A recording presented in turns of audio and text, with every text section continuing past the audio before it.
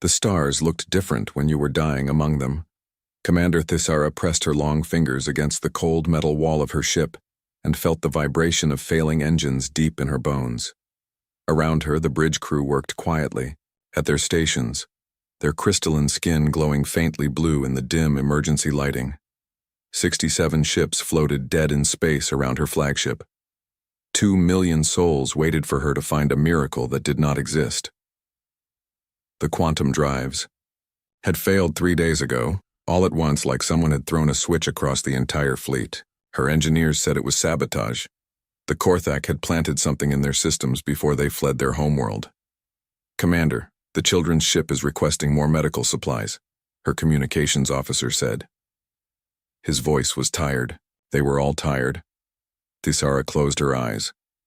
The children's ship held 12,000 young ones, the future of her people. Half of them were sick now. Their food machines had broken down first, and Zalani children needed special nutrients that the adult food could not provide.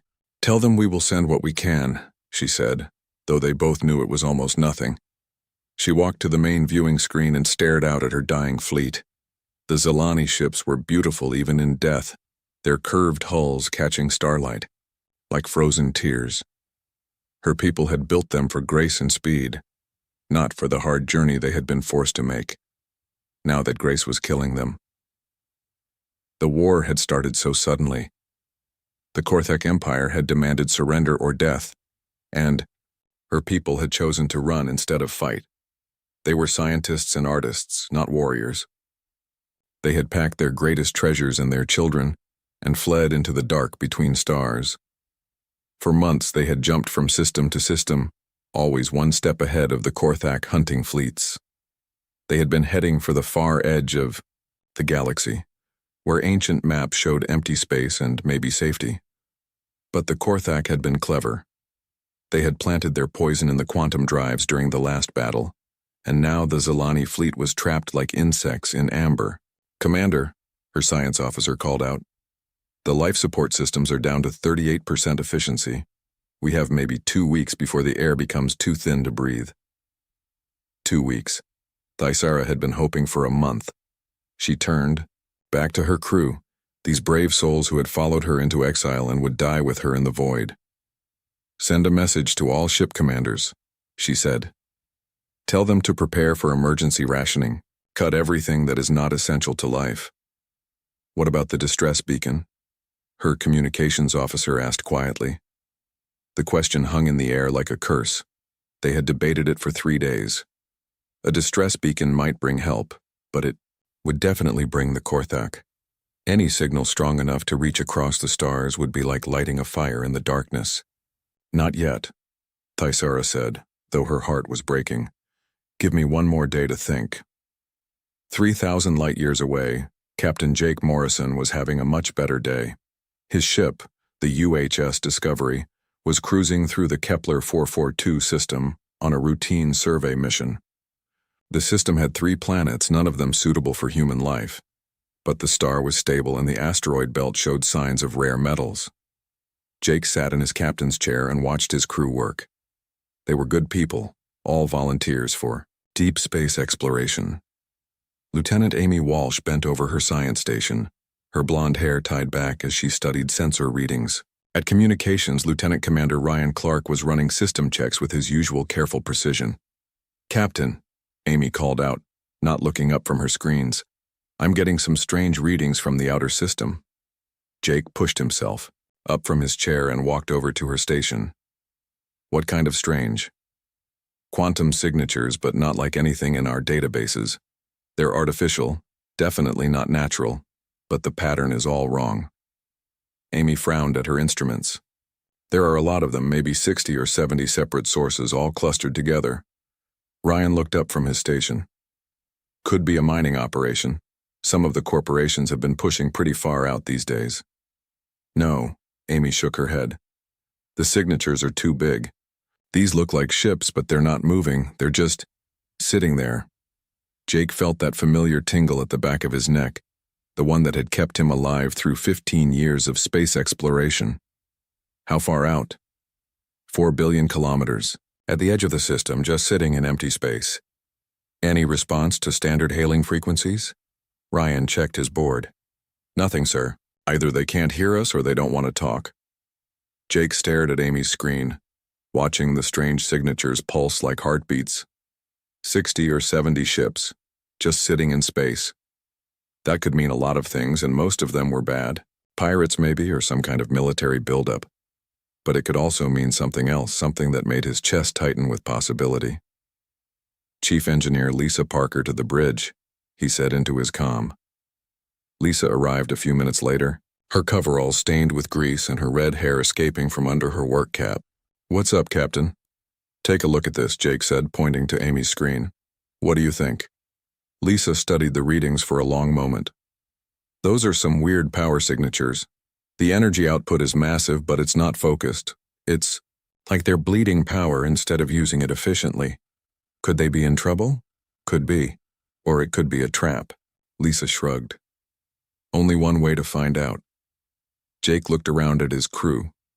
They were all watching him, waiting for his decision.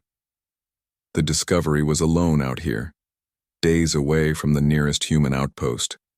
If those ships were hostile, his crew would die a long way from home. But if they were in trouble— "Set course for the signatures," Jake said. "But keep us at long range and ready to jump if things go bad." "Aye, Captain," his pilot said. As the Discovery changed course toward the mysterious ships, Jake settled back into his captain's chair.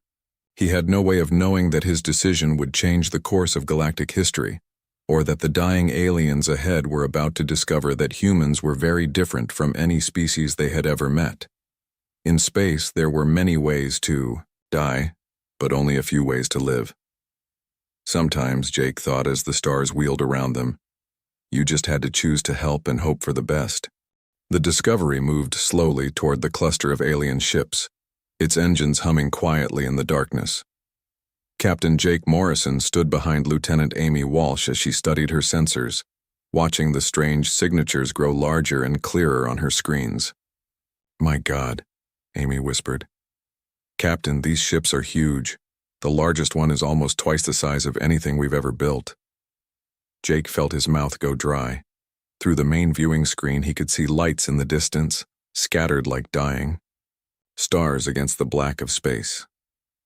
As they got closer, the shapes became clearer. The alien ships were beautiful in a way that made his chest ache.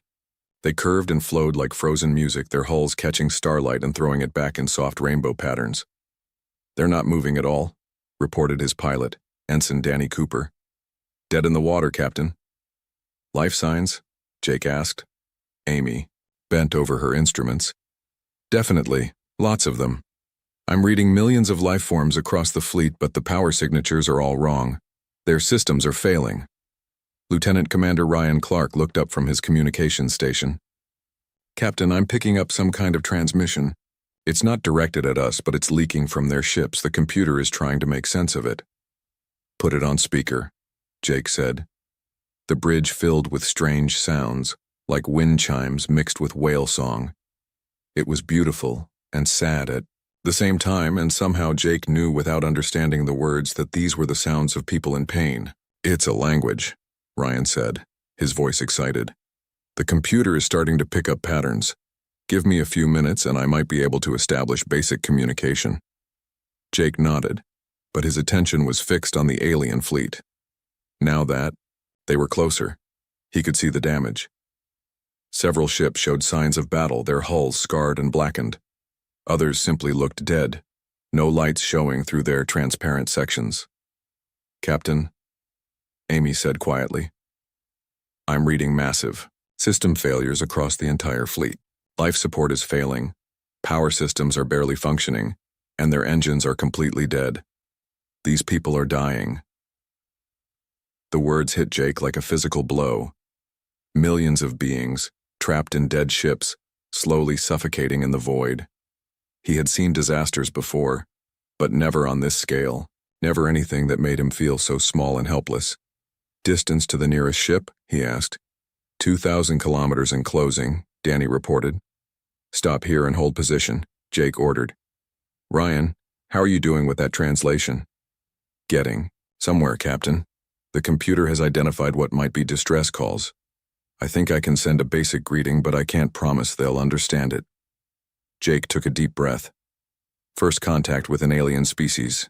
Every human had dreamed of this moment, but not like this. Not with people dying while he watched. Send the greeting, he said. Ryan's fingers danced over his controls, and a series of tones went out from the Discovery. For a moment, nothing happened. Then the alien transmission stopped completely, as if the entire fleet was holding its breath. We've got their attention, Amy said. The response came as a flood of signals, all directed at the Discovery. Ryan's computer worked frantically to translate, and slowly words began to appear on his screen. They're asking who we are, Ryan said. And they want to know if we're here to help or to finish what someone else started. Jake felt his heart clench. These people had been hurt so badly that they expected every stranger to be an enemy. Tell them we're here to help, he said. Tell them we're humans, and we want to know what they need. The response took longer this time. When it came, Ryan's face went pale as he read it. Captain, they're called the Zilani. They're refugees from a war. Someone called the Korthak destroyed their homeworld, and they've been running for months. Their engines were sabotaged, and now they're trapped here with no way to move. How many of them? 2 million, sir, including children. The bridge went silent. 2 million people floating dead in space waiting to die. Jake closed his eyes and tried to think. The Discovery was just one ship with a crew of 200. They had supplies for maybe 6 months and basic medical facilities. What could they possibly do against a disaster this big? Captain, Amy said softly. The nearest ship is moving toward us. Jake opened his eyes and looked at the main screen. One of the smaller alien ships was drifting in their direction, its movements slow and careful. As it got closer, Jake could see that it was damaged, its hull showing signs of hasty repairs. They want to talk face to face, Ryan said, reading the incoming messages. Their commander is coming aboard that ship. Are they armed? I don't think so, sir. At least not in any way I can recognize. Jake made his decision. Drop our shields and open a channel. Let them know they're welcome to come aboard. Sir? Amy looked worried. We don't know anything about these people. They could be dangerous. They're dying, Amy, and they're asking for help. Jake looked around at his crew. Besides, if they wanted to hurt us, they could have done it already. Look at the size of those ships. The alien vessel docked with the Discovery 20 minutes later. Jake waited in the main airlock with Dr. Ben Torres and a security team, not knowing what to expect. When the airlock opened, he got his first look at a living Zilani. She was tall, maybe 7 feet, with long limbs and fingers that ended in what looked like small crystals. Her skin was pale blue and seemed to glow faintly from within. Her face was narrow and elegant, with large eyes that held depths of sadness Jake had never seen before. I am Commander Thisara, she said in careful, accented English. I lead what remains of my people. Captain Jake Morrison, Jake replied. Welcome aboard the Discovery. Thisara looked around the cramped human airlock, taking in the simple, metal walls and basic equipment. Your ship is sturdy, she said, as if trying to find something polite to say. It gets the job done, Jake said with a smile. Commander, we've been monitoring your fleet. Dr. Torres here is our medical officer. What can we do to help? Thisara's large eyes filled with something that might have been hope. You would help us? Without knowing who we are or what we have done? Your people in trouble, Jake said simply. That's enough. For a long moment, Thisara just stared at him. Then she spoke, her voice barely above a whisper. Captain Morrison, my people are dying. Our children are starving, our ships are failing, and we have nowhere to go. The Korthak will find us soon, and when they do, they will finish what they started. Jake felt the weight of 2 million lives settling on his shoulders. Then we'd better get to work, he said. Captain Jake Morrison had never sent a message that would change the course of human history, but he was about to. He sat in his ready room, staring at the communication console, trying to find the right words to explain what they had found. 3. Hours had passed since Commander Thisara had returned to her ship with promises of help. 3 hours of his crew working frantically to understand the scope of the disaster they faced. Dr. Ben Torres had been examining the medical data the Zilani provided, and his face had grown paler with each report. "Jake," Ben had said, using his first name like he always did when things were serious. "Half their children are dying. Their food systems are breaking down and they need nutrients we don't even have names for. I can help some of them, but not 2 million. Chief Engineer." Lisa Parker had been just as grim. "Their technology is amazing, but it's like a house of cards. Everything depends on everything else, and when one system fails, it all comes down. I can patch some things, but I'd need a fleet of repair ships in 6 months to fix it all." Jake activated the communication system and began recording his message to Earth Command. "This is Captain Jake Morrison of the UHS Discovery, transmitting on emergency frequency, Alpha 7. I am requesting immediate humanitarian assistance for approximately 2 million alien refugees currently stranded in the Kepler 442 system. Repeat, 2 million civilians in immediate danger of death from system failures and starvation." He paused, knowing how crazy it sounded. "The aliens call themselves Zilani. They are refugees from a war with another species called the Korthak. They are peaceful and they are dying. I am formally requesting Operation Lifeline protocols be activated. We need medical ships, supply vessels, and repair crews. Time is critical. Morrison out." Jake sent the message on the fastest transmission possible and then waited. It would take 6 hours for his message to reach Earth, and another 6 for a response. 12 hours while people died. But humans, Jake had learned over the years, could be surprisingly fast when they needed to be. The response came in 8 hours, not 12.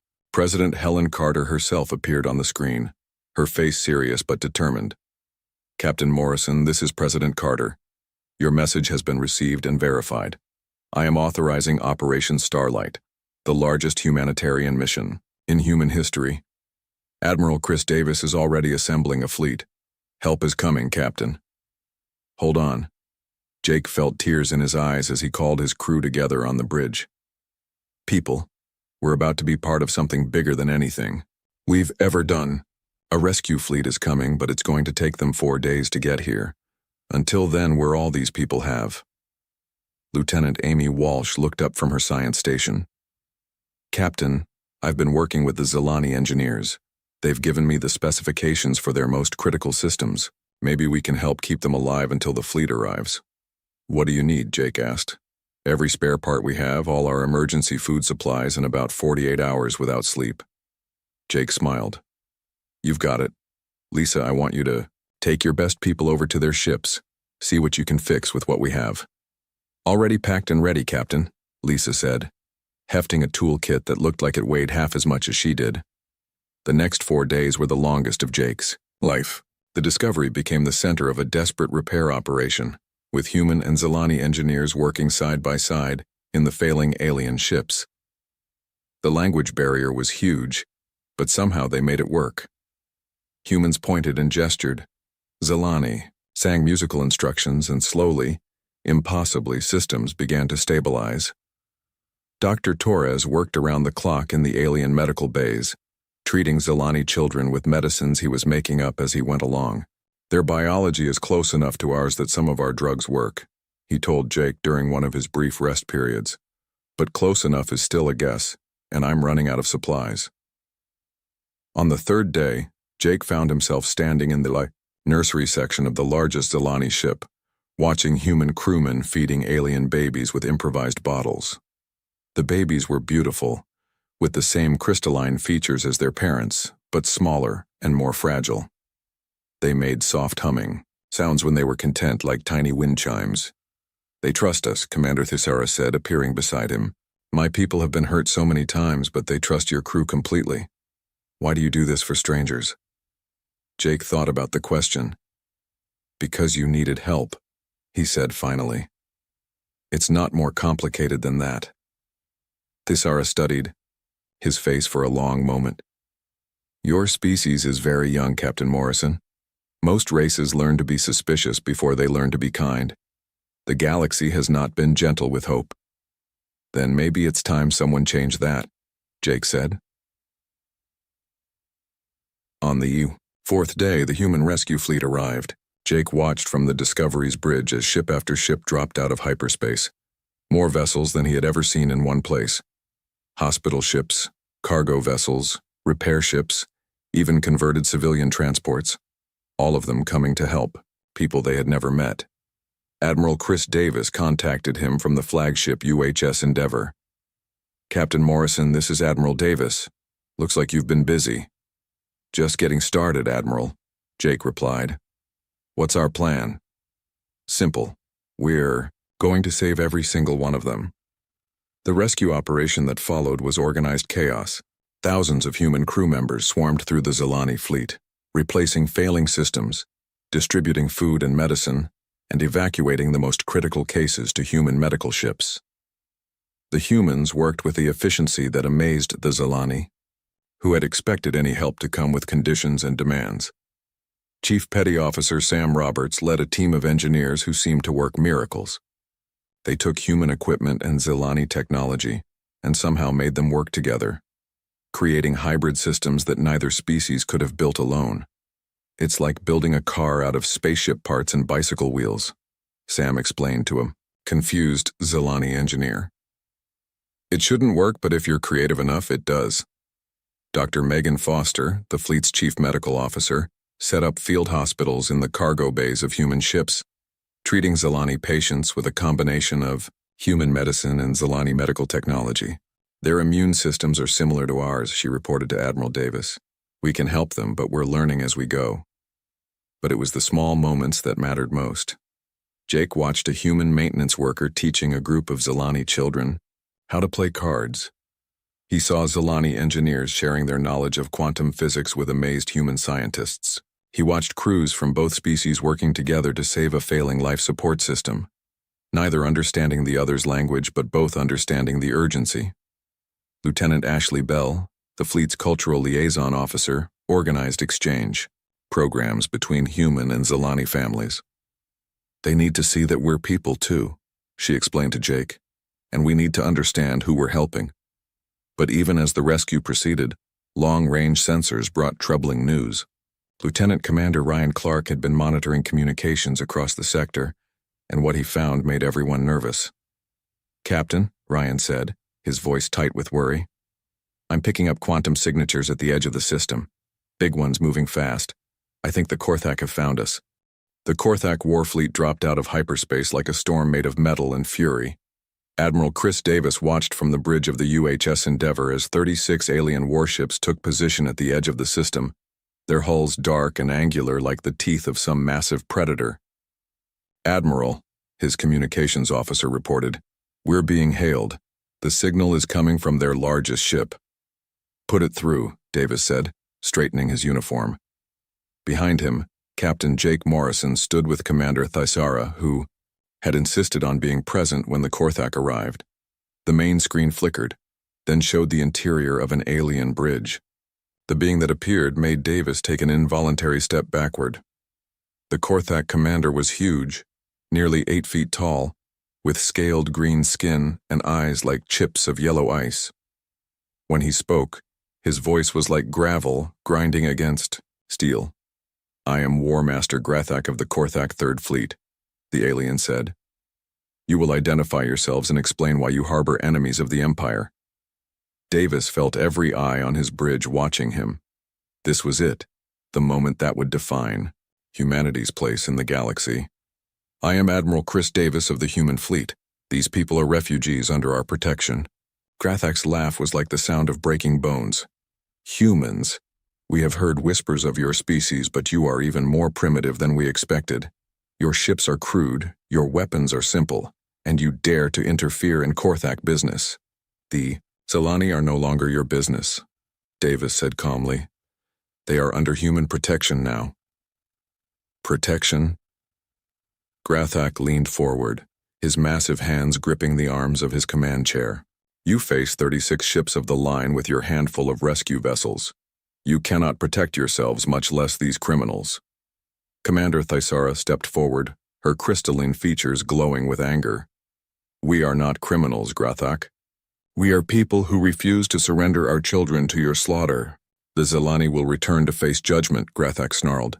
And you humans will withdraw from the system immediately, or be destroyed with them. Davis looked around his bridge, seeing the faces of his crew. They were scared, he could tell, but none of them looked ready to back down. I'm afraid that's not going to happen, War Master. These people asked for our help, and we don't abandon people who need us. Grathak's expression shifted from contempt to puzzlement. You would fight an enemy you cannot defeat for beings you have never met? This makes no sense. Maybe not to you, Davis said, but it makes perfect sense to us. The Korthak commander studied the human admiral for a long moment. You have 1 hour to reconsider, Admiral Davis. After that, we will take what we came for and you will die for your foolishness. The transmission ended, leaving the bridge in tense silence. Davis turned to his tactical officer, Lieutenant Colonel Steve Brooks. What's our situation, Colonel? Steve's face was grim. Not good, sir. They outgun us 3-1, and their ships are built for war while most of ours are rescue vessels. In a straight fight, we'll lose. Then we don't fight straight, Davis said. What do we have that they don't expect? Captain Morrison stepped forward. Admiral, I've been studying the Korthak for the past hour. They're a military species used to fighting enemies who think like they do. But we don't think like them. Explain. Jake gestured toward the main screen, where the Korthak fleet hung in space like a wall of death. They expect us to either run or form up for a traditional battle. They're not expecting us to do something completely crazy. Davis smiled grimly. I'm listening. The plan they came up with was insane, dangerous, and completely human. While the rescue operation continued at frantic pace, the human warships began moving into position. Captain Julie Martinez took her squadron of fast attack, ships out wide, using the system's asteroid belt for cover. Commander Alex Wright coordinated with Zelani technicians to jury-rig human weapons with Zelani power systems, creating hybrid weapons that neither species had ever built before. It's not about winning, Davis explained to his captains over the fleet communication system. It's about showing them something they've never seen before. We're going to fight like humans, not like soldiers. When the hour was up, Grathak contacted them again. Your time is finished, Admiral. Withdraw now or face destruction. War Master, Davis replied. Let me show you something about humans. The battle began with the human fleet doing exactly what the Korthak expected them not to do. Instead of forming battle lines or trying to retreat, the human ships scattered in all directions, moving in patterns that made no tactical sense. Captain Martinez led her squadron in hit-and-run attacks, striking at Korthak ships and then disappearing back into the asteroid field before they could respond. It's like fighting ghosts, one of her pilots reported.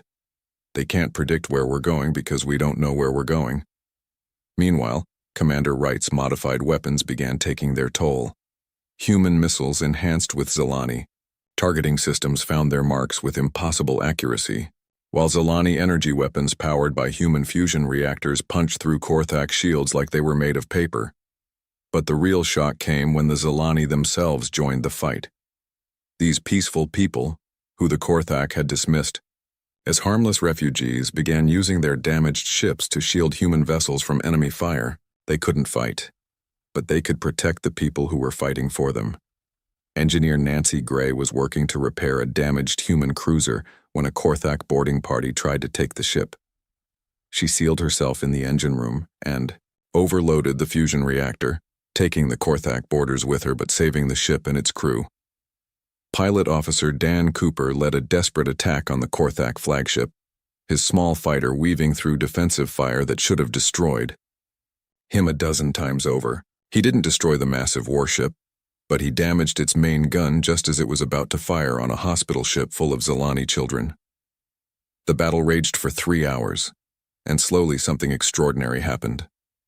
The Korthak, who had expected an easy victory over primitive humans, found themselves fighting an enemy unlike anything they had ever faced. Humans who sacrificed themselves for strangers.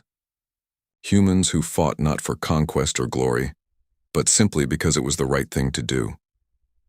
War Master Grathak watched from his command bridge as his fleet struggled against an enemy that refused to fight by any rules he understood. His ships were more powerful, his weapons more advanced, but the humans fought with something the Korthak had forgotten how to use. They fought with love. When a human medical ship moved directly into the line of fire to protect a damaged Zalani transport, Grathak felt something he had not experienced in decades: confusion. When he saw Zalani civilians using their ships as shields for human fighters, he felt something else he had almost forgotten: respect. The turning point came when Captain Morrison, piloting a damaged escort ship, made direct contact with the Korthak flagship. "War Master Grathak, this is Captain Morrison. I want to talk." "You are in no position to negotiate, human," Grathak replied, but his voice lacked its earlier certainty. "I'm not here to negotiate," Jake said. "I'm here to ask you a question. When was the last time anyone was willing to die for you?" The question hit Grathak like a physical blow. In his long military career, he had seen soldiers die for victory, for glory, for fear of punishment. But die for him personally? Die because they cared about him as a person? Never. "You fight for people you barely know," Grathak said slowly. "People who cannot help you, who offer you nothing in return. Why?" "Because they needed help," Jake said simply. "And because help should never come with a price." For a long moment, space was silent except for the distant sound of weapons fire. Then Grathak's voice came across the communication channel, quieter than before. "Cease fire," he ordered his fleet. "All ships, cease fire." The battle stopped as suddenly as it had begun, leaving both fleets facing each other across the void. In the silence that followed, something new was born in the galaxy. Not victory or defeat, but understanding. "Admiral Davis," Grathak said finally, "I believe we need to talk." 6 months after the battle that changed everything, Captain Jake Morrison stood on the observation deck of New Thisara Station, watching 3 different kinds of ships work together in the space around him. Human supply vessels moved alongside, elegant Zalani transports, while Korthak patrol ships provided security for the growing colony below. It had not been easy getting here. The talks after the battle had lasted for weeks. War Master Grathak had been genuinely confused by human behavior, and it had taken time for him to understand that humans really would help strangers without expecting anything in return. Admiral Davis had been patient, explaining human philosophy, while Commander Thisara translated concepts that had no words in Korthak language. "Your species fights like us," Grathak had said during one of their meetings, "but you fight for completely different reasons. We fight to conquer, you fight to protect. I do not understand how this is possible. Maybe that's why the galaxy needs both of us," Davis had replied. The breakthrough had come when Dr. Megan Foster saved the life of a wounded Korthak warrior who had been injured in the battle. The warrior, a young soldier named Thrakmor, had been dying from internal injuries when Foster operated on him using a combination of human surgical techniques and Zalani medical technology. Grathak had visited the human medical bay every day during Thrakmor's recovery, watching human doctors work to save a being who had been trying to kill them just days before. When Thrakmor finally woke up and asked why the humans had helped him, Foster had simply said, "Because you needed help." That simple answer had done more to change Korthak thinking than hours of diplomatic talks. The 3-way alliance that followed was unlike anything the galaxy had ever seen. The Korthak agreed to stop hunting the Zalani and to help them establish new colonies in human space.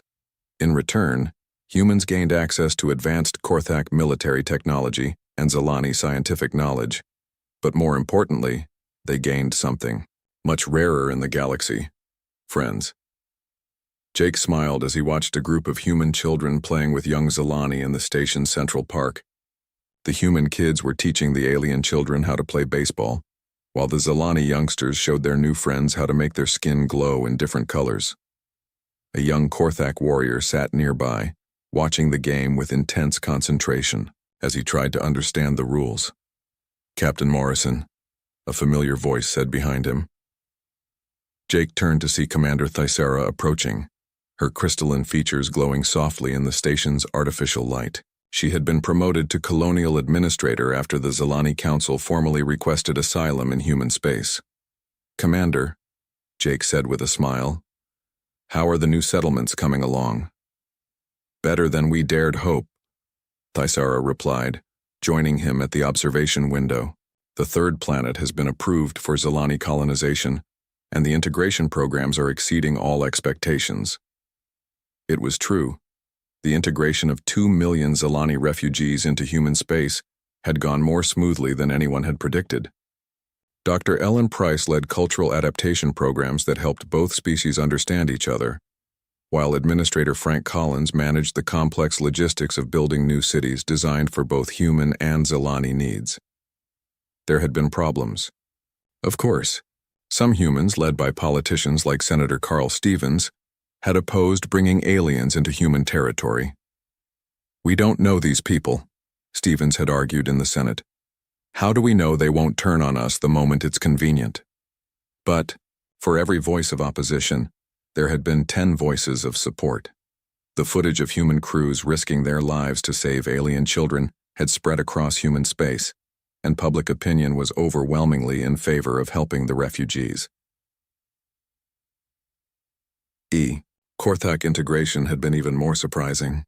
General Thrackmore, the same warrior Dr. Foster had saved, had become the Korthak ambassador to human space. His reports back to the Korthak Empire had changed how his people viewed humans entirely. "They are warriors," Thrackmore had written, "but they are warriors who fight for others instead of themselves. They have strength, but they use it to protect rather than to conquer. The Empire has much to learn from them." The formal alliance had been signed just 2 weeks ago, with President Helen Carter, Commander Thaisara, and War Master Greythak meeting on neutral ground to establish the Tri-Species Accord.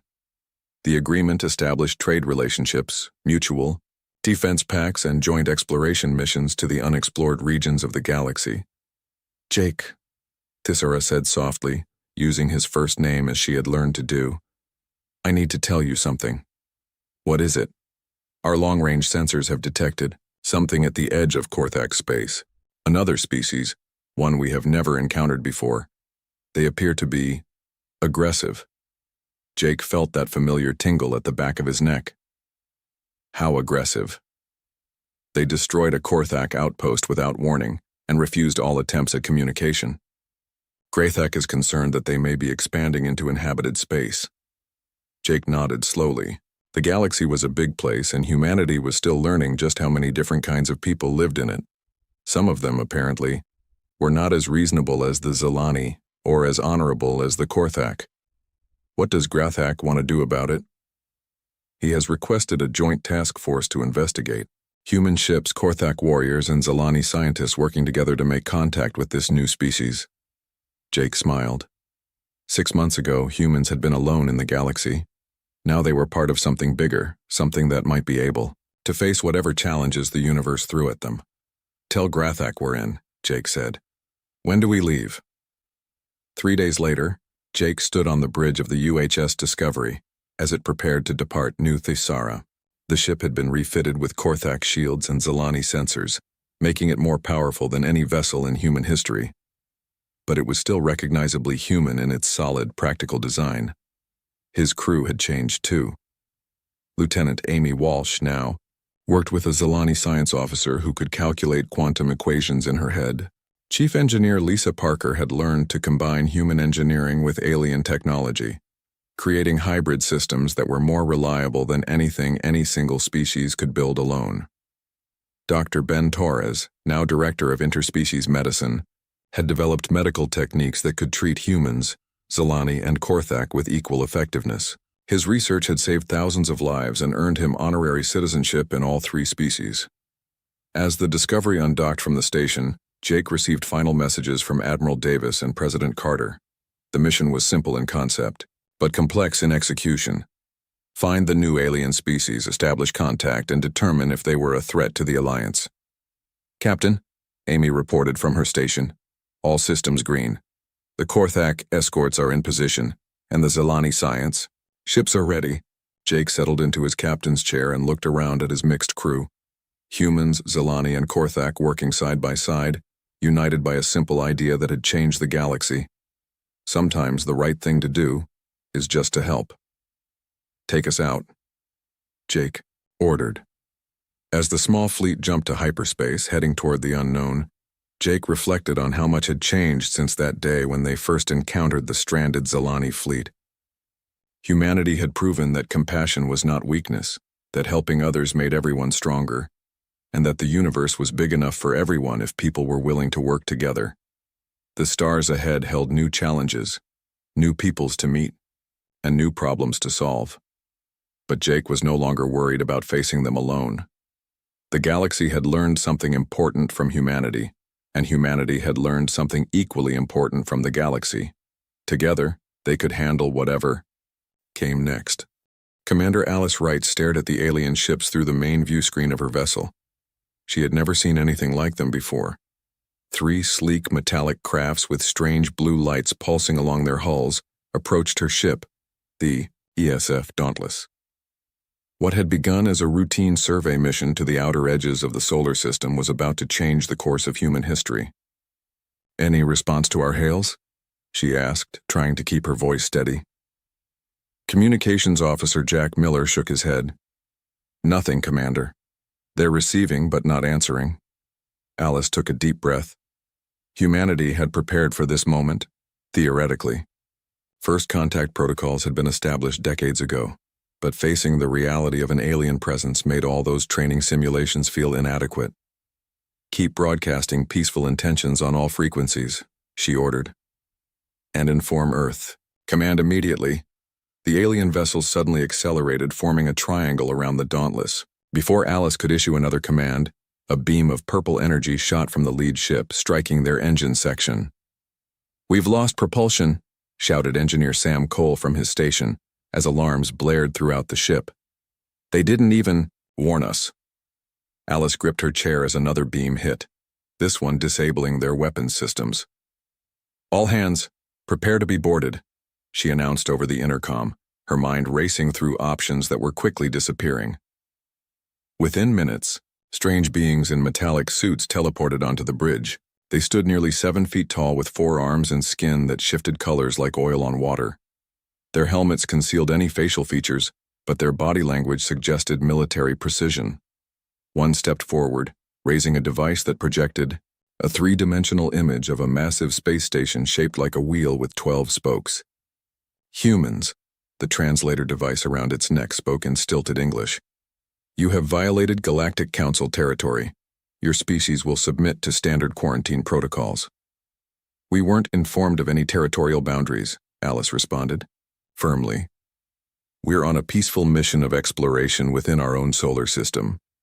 The alien made a gesture that might have been dismissal. "Ignorance of Council law is not recognized as valid defense. Your species has been observed but deemed unready for contact. Recent expansion activities have accelerated timeline. You will be detained for questioning." Before Alice could protest further, a strange field enveloped her and several crew members. The world dissolved around them.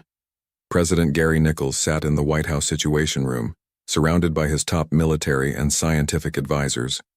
The screen showed multiple alien vessels now in Earth orbit, their designs matching the ships that had captured the Dauntless. "What are our options?" he asked, his face grim.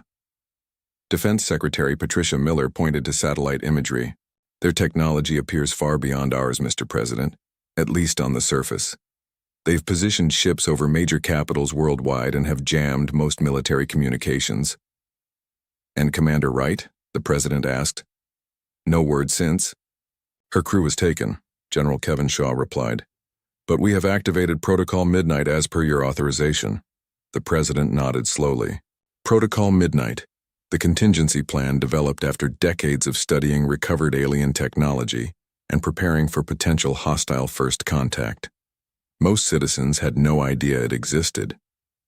The main screen flickered, showing an alien face. This one appeared different from the descriptions of those who had taken the Dauntless. It had gray-green skin with gill-like structures on its neck and large compound eyes. "People of Earth," the alien spoke in surprisingly smooth English. am High Commissioner Zextral of the Galactic Council Enforcement Division. Your planet has been placed under quarantine due to your species' aggressive expansion tendencies and technological development path. Submit to Council authority, and the transition will be peaceful. Resist, and we will be forced to implement more severe containment procedures. President Nichols stepped forward. This is the President of the United States. We have no quarrel with your council, but we cannot submit to demands without discussion or negotiation. Our ship was in our own solar system when it was attacked without provocation. We request the immediate return of our personnel and recognition of Earth's sovereignty. The alien's eyes blinked in a strange pattern. Primitive species often misunderstand their position. Your solar system falls within mapped council space. Your request is denied. You have 6 Earth hours to begin disarmament procedures or face consequences. The transmission ended abruptly. They're lying, Dr. Howard Black said, speaking up for the first time. The physicist had spent 20 years studying recovered alien technology in underground facilities. Based on the artifacts we've studied, the Council has no legitimate claim to our system. This is a resource grab. The President turned to General Shaw. Activate all Thanatos platforms and get me Captain Peters. It's time to show these Council representatives that Earth isn't as primitive as they think. In the vast chamber of the Galactic Council Station, thousands of light years from Earth, representatives of over 300 spacefaring species debated the human question. The chamber resembled an enormous amphitheater with floating platforms for each delegation, arranged in concentric circles based on their civilization's status in the council hierarchy. Shirna, the Vrul representative from a species known for their diplomatic skills, raised her 4-fingered hand to speak. The approach to the humans violates our own first contact protocols, she said, her melodic voice carrying through the chamber. They were not given proper notification of borders, nor were they allowed the customary observation period before enforcement action. High General Drex of the militaristic Kaldon species made a dismissive gesture with his armored claw. The humans have developed faster than projected. Their weapons research suggests they will become a threat if not contained now. The Enforcement Division's actions are justified under Security Statute 5291.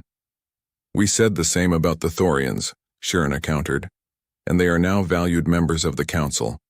Perhaps instead of force we should— She was interrupted by urgent messages appearing on the communication devices of multiple Council members. The chamber grew noisy with surprised exclamations and concerned murmurs. The Grand Arbiter, an ancient being of energy contained within a crystalline structure, called for order. What is the meaning of this disruption? High General Drex stood rigidly. Impossible reports from the Earth containment fleet. The humans have destroyed 27 vessels in a single attack using technology they should not possess. The chamber erupted in chaos. How?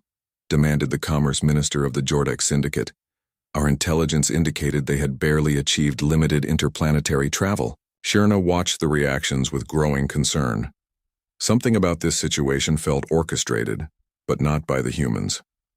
She accessed her private terminal, bypassing the official reports to examine raw data from the Earth system. What she saw confirmed her suspicions. The humans weren't just defending themselves. They were executing sophisticated military strategies that suggested they had been preparing for this encounter for a very long time. As the Council representatives argued among themselves, Shirna made a decision that would change the course of galactic politics forever. She opened a secure channel to her ship. It was time to reach out to these humans directly. Perhaps they would make better allies than subjects. Meanwhile, across the stars, Commander Alice Wright watched from her cell aboard the Council flagship as Earth launched its first counterattack against the galaxy's most powerful organization. Despite her situation, she smiled. The Galactic Council was about to learn a painful lesson about underestimating humanity. Lieutenant Frank Taylor moved silently through the underground complex beneath the Rocky Mountains. The facility had existed for decades, unknown to the public and most government officials. Its true purpose was hidden even from those who worked there. They believed it was a research center for deep space exploration. In reality, it housed Earth's secret weapons against alien threats.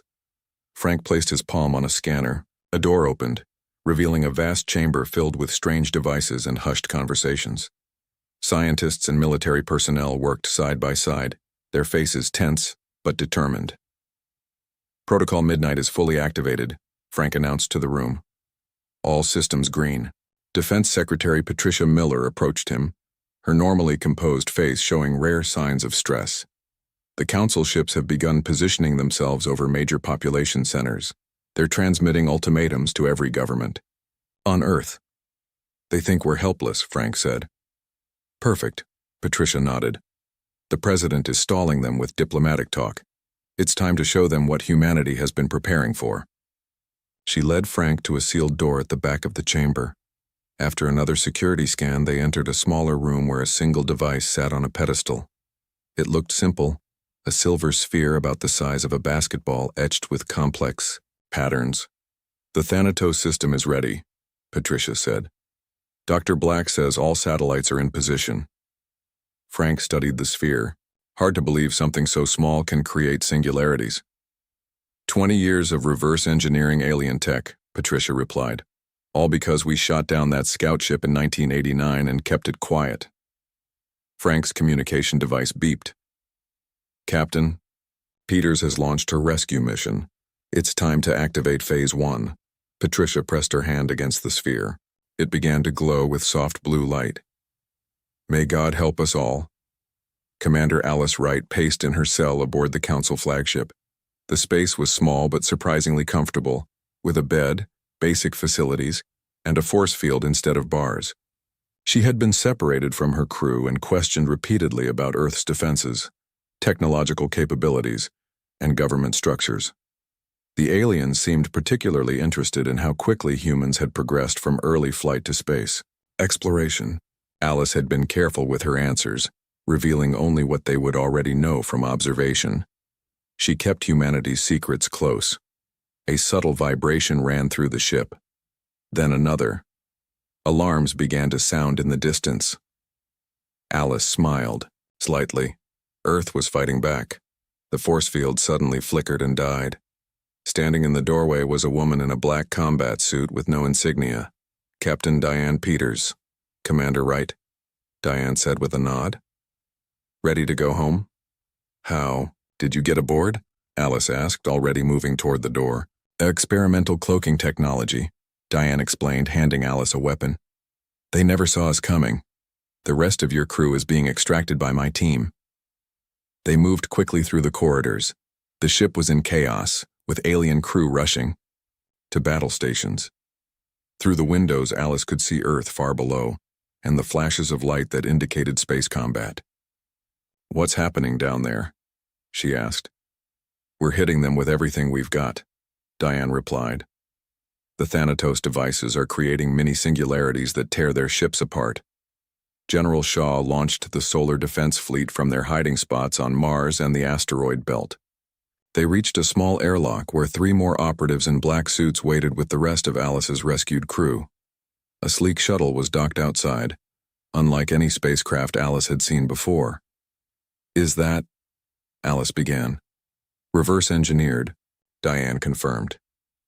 Welcome to the Real Earth Space Force, Commander. Dr. Howard Black watched the battle unfold on the massive screens in his laboratory beneath the Arctic ice. For 30 years, he had led the secret program to study and adapt alien technology from recovered crashes. Now his work was Earth's last line of defense. The counter-signal is working, his assistant Lisa Brown reported. Their telepathic communications are breaking down. Howard nodded, studying the data streams. The aliens of the Galactic Council relied heavily on instantaneous telepathic links between ships and commanders. The disruption signal he had designed was forcing them to fall back on more primitive communication methods. Their formations are breaking apart, Howard noted. They didn't expect us to know their weaknesses. Sir, Lisa said urgently, we're detecting a new energy signature. Something big is coming through their faster-than-light corridor. Howard frowned. The screens showed a massive vessel emerging near the moon, dwarfing the other council ships. Their flagship. They're escalating. He turned to his secondary console and activated a secure channel to President Nichols. Mr. President, they've Brought in reinforcements. It's time for Phase 2. President Gary Nichols stood in the Situation Room watching the battle in Earth orbit. The Council's initial attack had been blunted by Earth's surprising defenses, but the arrival of their massive flagship changed the equation. "Activate the lunar batteries," he ordered, "and get me a direct line to that flagship." General Kevin Shaw relayed the orders. Moments later, the surface of the moon seemed to shift as hidden weapon platforms emerged from beneath the lunar soil. They had been placed there years ago, disguised as research outposts. Channel open to the flagship. "Sir," an aide reported. The main screen flickered to life, showing the alien commander Zexatral. His compound eyes seemed to widen at the sight of the human leader. "This is President Nichols of Earth," Gary said firmly. "Your attack on our planet has failed. We now offer you a choice. Withdraw your forces, or we will be forced to demonstrate our full capabilities." "Impossible," Zexatral hissed. "Your species cannot possess such technology. You are lying." Gary nodded to General Shaw, who pressed a button on his console. One of the lunar platforms fired a beam of concentrated energy that sliced through a smaller council vessel, cutting it in half. "That was one weapon at minimal power," Gary said. "We have many more. The next demonstration will target your flagship." Zexatral's color changed, a sign of agitation. "This violation of natural development will be addressed. The full council will hear of this deception." "We look forward to addressing the council," Gary replied. "As equals, not as subjects. You have 1 hour to begin withdrawal." The transmission ended. Gary turned to his advisors. "Get me Captain Peters. I want to know what Commander Wright learned during her captivity." "Sir," General Shaw said, checking incoming reports, "the council ships are pulling back to lunar orbit, and we're receiving a transmission from someone claiming to be a council representative named Shirna. She says she wants to negotiate separately from the enforcement division." Gary raised his eyebrows. "It seems there's dissent in the council. Put her through to my private office. And maintain battle readiness. This could be a trick." As he left the Situation Room, Gary paused to look at the display showing Earth from orbit. Humanity had survived its first extraterrestrial battle, but the war was just beginning. If the Council truly controlled as much of the galaxy as they claimed, Earth would need every secret weapon and ally it could find. The fate of human independence would be decided in the coming days. And unknown to the Council, humanity had been preparing for this moment for generations. General Kevin Shaw stood on the bridge of his command ship, hidden inside a hollowed-out asteroid near Mars. For 15 years, he had overseen the building of Earth's secret space fleet. Ships disguised as mining vessels and research stations now revealed their true purpose as weapon ports opened and engines powered up to full capacity. "All vessels report ready, sir," his second-in-command, Major Ellen Roberts, announced. Kevin nodded, studying the tactical display. The Council ships had regrouped after their initial surprise and now formed a blockade around Earth. Their massive flagship hovered behind the moon, partially protected from Earth's lunar weapons. "Send the signal to all fleet captains," Kevin ordered.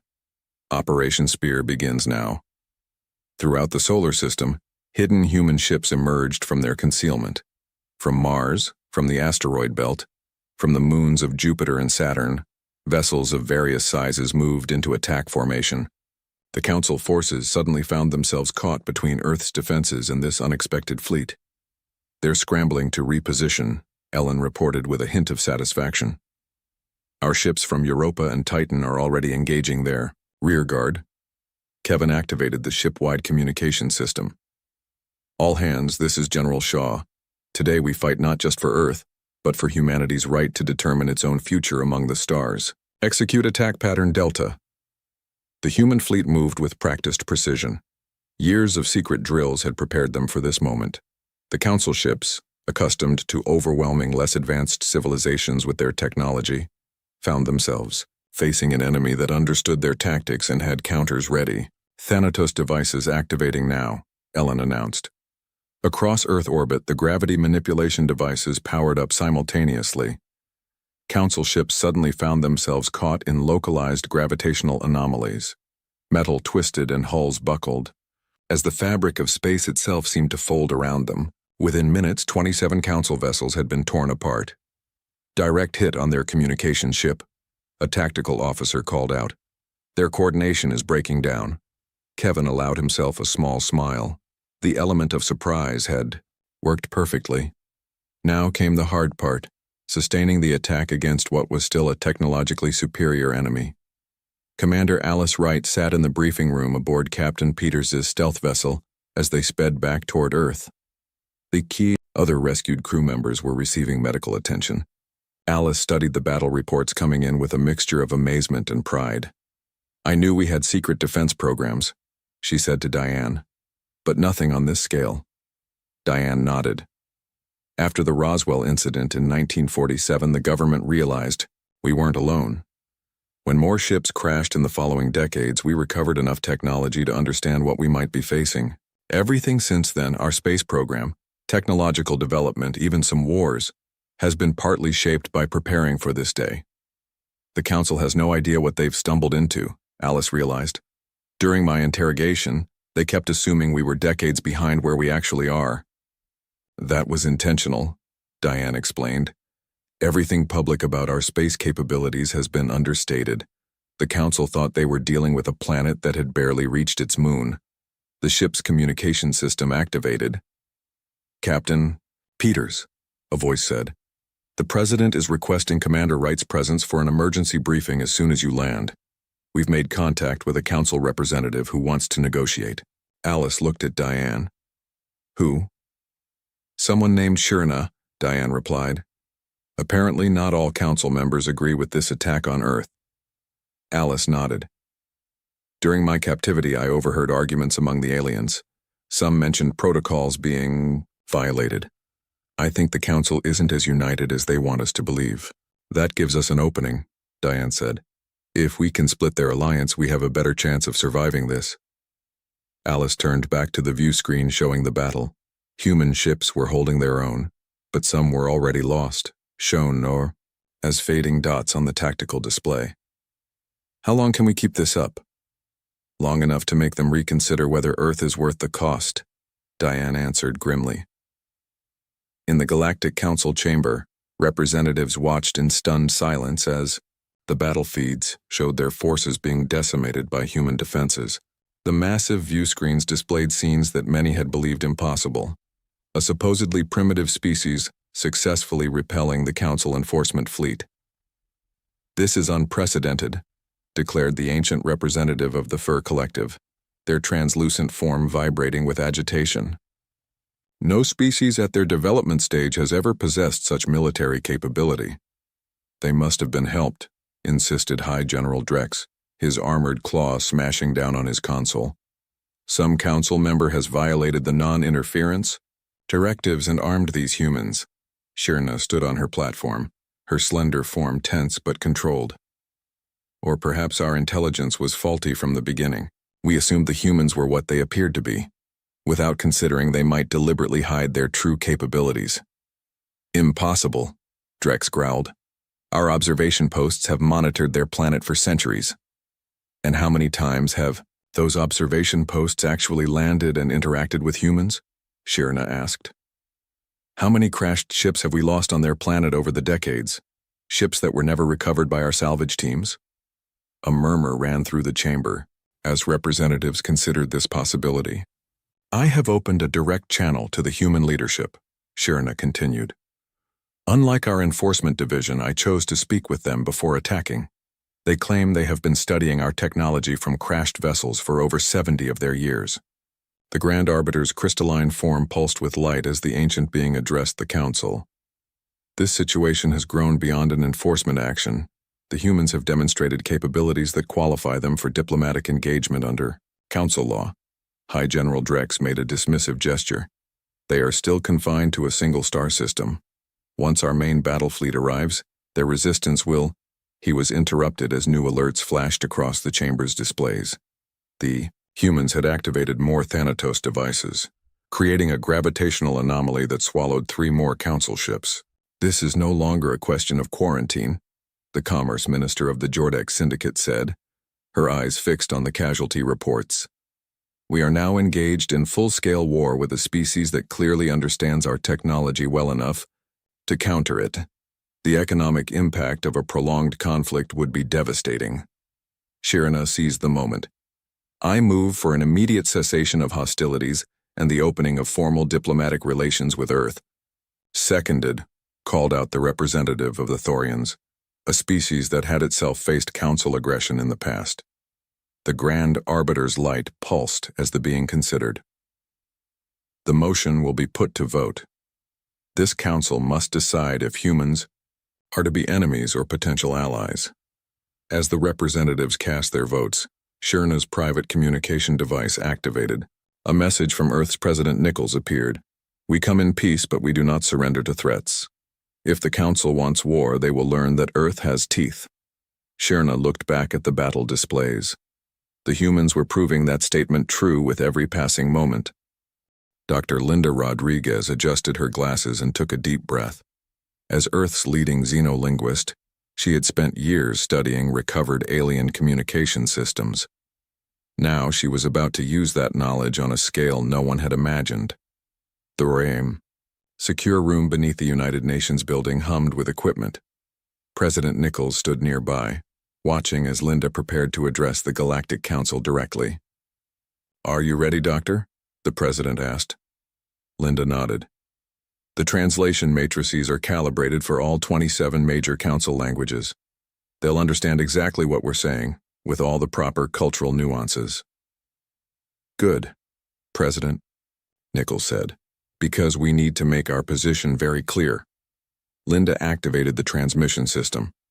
Her message would bypass the Council's military command, reaching their political chamber directly. The screens lit up, showing the vast amphitheater filled with representatives of hundreds of alien species. Members of the Galactic Council, Linda began, her voice steady despite her racing heart. I am Dr. Linda Rodriguez of Earth. We address you directly to end this unnecessary conflict. The alien representatives stirred, clearly surprised by the direct communication. Linda continued. Her words translated simultaneously into the various Council languages. For over 70 years, our world has quietly studied the vessels your civilizations have lost on our planet. We have learned much about your technologies, your languages, and your political structures. We have also documented numerous violations of your own laws by Council members. She pressed a button, and images appeared on the Council's screens, records of alien ships capturing humans, performing experiments, and violating Earth's sovereignty long before official contact. These illegal actions gave us both knowledge and motivation to prepare defenses. We did not seek this conflict, but we were ready when it came. Linda leaned forward, her expression firm. Earth demands immediate recognition of our sovereignty, reparations for the unprovoked attack on our planet, and a seat at the Council table. Should these terms be rejected, we will release evidence of corruption and war crimes to all Council species simultaneously. The Council chamber erupted in chaos. Linda switched off the main transmission, but kept the receiving channels open to monitor the reaction. President Nichols nodded with satisfaction. Well done, Doctor. Now we wait to see which factions emerge. They're already dividing, Linda observed, watching the alien representatives forming heated discussion groups. The militarists want to escalate, but the commercial interests seem concerned about the cost of continued conflict. Perfect, the President said. And Ambassador Bennett? His ship will reach the Council station in approximately 3 hours. Commander Alice Wright stood on the bridge of her new vessel, the ESF, defiant. After being rescued from the Council flagship, she had been given command of one of Earth's advanced ships, built with reverse-engineered alien technology. Commander, her communications officer called. We're receiving a transmission from a Council ship. They're requesting to speak with you specifically. Alice raised an eyebrow. Put it through. The screen displayed a slender alien with blue-tinted skin and large, expressive eyes. She recognized the species from her captivity. Of Rule. Commander Wright, the alien said. I am Counselor Shirna. I voted against the attack on your planet and wish to establish direct communication with your species. Alice studied the alien carefully.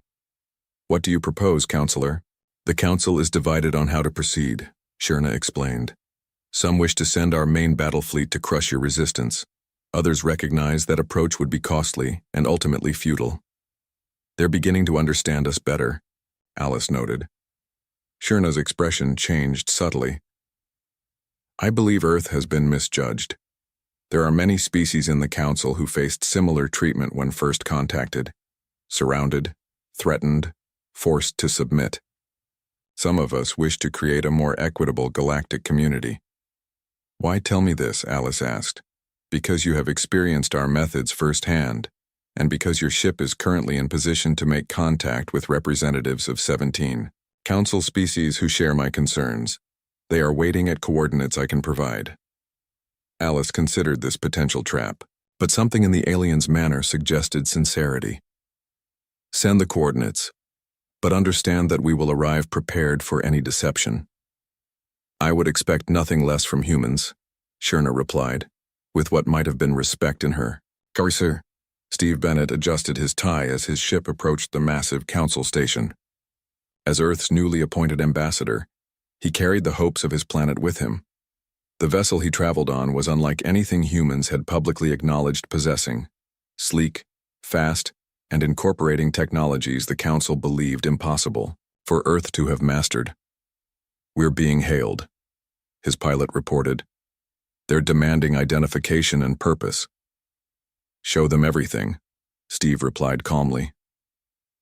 The pilot activated their exterior lights, illuminating the Earth insignia and diplomatic markings. Then he transmitted their identification, including specifications of their vessel that would shock the Council observers. "Ambassador Bennett," a voice came through the communication system. "Your presence is unexpected. The Council is currently in emergency session regarding Earth." "Perfect timing," Steve replied. "Please inform them that Earth's representative has arrived to address their concerns in person." As the ship docked at the station, Steve reviewed his briefing materials one last time. Intelligence gathered over decades from crashed ships, abducted humans who had returned, and secret observations of alien activities near Earth had given him extraordinary insight into Council politics. His security team, all armed with weapons based on alien technology, formed around him as the airlock opened. Waiting beyond were several Council security officers, their posture betraying their surprise at the human's appearance. "Ambassador Bennett of Earth," Steve announced formally. "I request immediate access to the Council chamber." The lead alien hesitated, then nodded. "Follow me. Your arrival has caused considerable discussion." As they walked through the massive station, aliens of various species stopped to stare at the humans. Steve maintained a dignified expression, but noted every detail of the station's layout, security systems, and population. When they reached the entrance to the Council chamber, Steve turned to his security team. "Wait here. This part I do alone." He straightened his shoulders and stepped through the massive doors. Inside, hundreds of alien representatives fell silent as the human walked confidently to the center of the chamber. Steve looked around at the assembled species and allowed himself a small smile. "Distinguished representatives of the Galactic Council, my name is Steve Bennett, Ambassador of Earth. We've been watching you longer than you've been watching us." The Grand Arbiter's crystalline form pulsed with light. "Your presence here is unprecedented, Ambassador. No species has ever approached the Council in this manner. Earth is unlike any species you've encountered," Steve replied. "We come seeking peace, but we will not be subjugated. The choice before you is simple. Recognize Earth as an equal partner in galactic affairs or continue a conflict that will benefit no one." As murmurs spread through the chamber, Steve activated a small device in his pocket. Throughout the station, hidden transmitters began broadcasting Earth's evidence of Council corruption directly to the communication devices of every being present. The diplomatic battle for Earth's future had begun. The Council chamber erupted into chaos. Hundreds of alien representatives shouted, argued, and demanded explanations as the evidence of corruption spread through their communication devices. Ambassador Steve Bennett stood calmly in the center, watching the political earthquake he had triggered. Order! The Grand Arbiter's crystalline form pulsed with bright light. We will have order in this chamber. Gradually, the noise subsided. The massive view screens around the chamber displayed documents, recordings, and transaction records, all showing how certain council members had manipulated policies for personal gain. These accusations are false, declared High General Drex, his armored claw striking his console. The humans have fabricated this evidence to divide us. Steve shook his head. Everything we've shared comes from your own secure networks. For decades, your ships have visited Earth, sometimes crashing on our surface. We recovered your data cores, your communication logs, your private records. We learned how the Council truly operates. Counselor Shirna stood on her platform.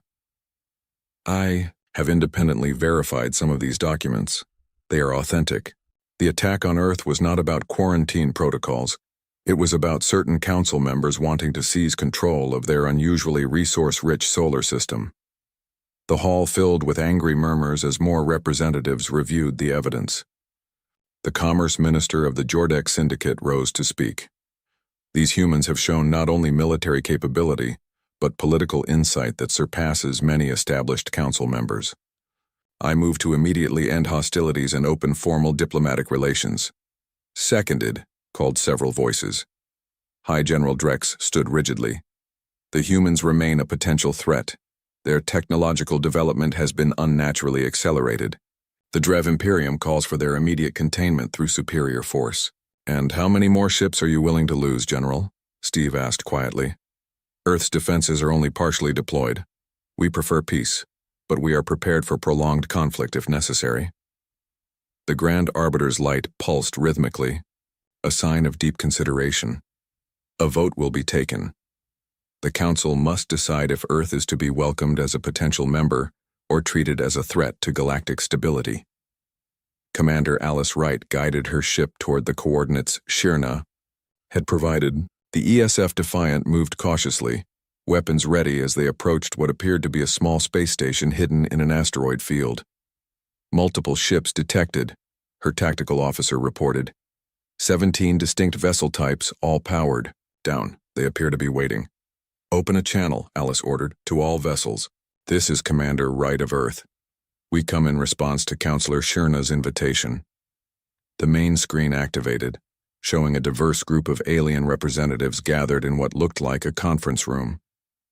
Alice recognized several species from her time in captivity. Commander Wright, said a reptilian being with iridescent scales. I am Ambassador Krell of the Thorian Collective. Like many gathered here, my species faced Council aggression when first contacted. We have watched Earth's resistance with great interest. Alice studied the assembled aliens. What exactly is this meeting? A being made of what appeared to be living crystal spoke next. We represent species who believe the Council has strayed from its original purpose. It was meant to foster cooperation and mutual growth.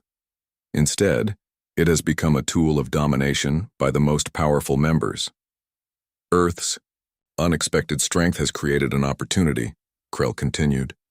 17 of us are prepared to declare independence from the Council, forming a new alliance based on mutual respect and non-interference. We invite Earth to join us as a founding member. Alice's eyes widened slightly. That's a significant proposal. I'll need to consult with my government. Of course, Krell nodded. But be aware, the Council will soon vote on Earth's status. If they decide against you, their main battle fleet will deploy. Even with your impressive defenses, the cost would be tremendous. Then we'd better work quickly, Alice replied. In the White House Situation Room, President Nichols received the reports from both Ambassador Bennett and Commander Wright simultaneously. The Council is voting on our status even as we speak, he told his advisors, and we have an offer to join a breakaway alliance of 17 species. Defense Secretary Patricia Miller frowned. Can we trust either group? For all we know, this could be an elaborate trap. Dr. Howard Black shook his head. The evidence suggests otherwise. Our analysis of their communication patterns indicates genuine division within the Council. The species contacting Commander Wright have all experienced similar treatment to ours. The President nodded slowly. Then we need to act decisively. Contact Commander Wright. Tell her to accept the alliance offer conditionally. And get me a direct line to Ambassador Bennett. Steve Bennett received the President's message just as the Council vote concluded. The result was displayed on the massive screens. 162 species voted to welcome Earth as a potential member, 118 voted for continued military action, and 43 abstained. The Grand Arbiter's voice resonated through the chamber. The Council has spoken. Earth will be granted observer status while terms of potential membership are discussed. All hostile actions will cease immediately. High General Drex stood, his posture rigid with anger. The Drev Imperium rejects this decision. We will not stand by while a dangerous species is welcomed into galactic society. Then perhaps the time has come for a new approach to galactic governance, Steve replied, activating his communication device. On cue, Commander Wright's transmission reached the Council chamber. Attention, Galactic Council, Alice said, her image appearing on the main view screen. I am currently meeting with representatives of 17 Council species who have chosen to form an independent alliance. Earth has accepted their invitation to join as a founding member. The chamber erupted once more. The Grand Arbiter's form pulsed rapidly. This is unprecedented. No species has ever broken from the Council in this manner. Perhaps that's why change is necessary, Steve said firmly. Earth offers the Council a choice. Reform your governance to truly represent all species, or watch as more members join our new interstellar cooperative. 6 months later, Commander Alice Wright stood on the observation deck of the new interstellar cooperative headquarters, built in Earth orbit. Beside her stood Councillor Shierna and Ambassador Krell. 32 species now, Alice noted, watching. Ships of various designs moving through space around them. The Council never expected such a chain reaction. They underestimated the dissatisfaction among the lesser species, Shierna replied. When Earth showed it was possible to stand against them, many found their courage. On the deck below, President Nichols signed the founding charter of the Interstellar Cooperative, alongside representatives of the member species. Earth's flag was raised among those of their new allies. The Council has already begun reforms, Krell noted. Your strategy worked better than anyone could have predicted. Alice smiled slightly. Humanity's greatest weapon was never our hidden arsenal. It was our ability to adapt and our determination to remain free. A staff officer approached and saluted. Admiral Wright, your ship is ready for departure. Alice nodded. Her promotion had come with a new mission, captaining Earth's first true interstellar vessel on a journey to find other civilizations before the old Council could subject them to quarantine protocols. As she looked out at the stars, Alice felt a sense of pride. Earth had not only survived first contact, it had changed the course of galactic history. The species that had been dismissed as primitive had rewritten the rules of interstellar politics in less than a year. And this was only the beginning of humanity's journey among the stars.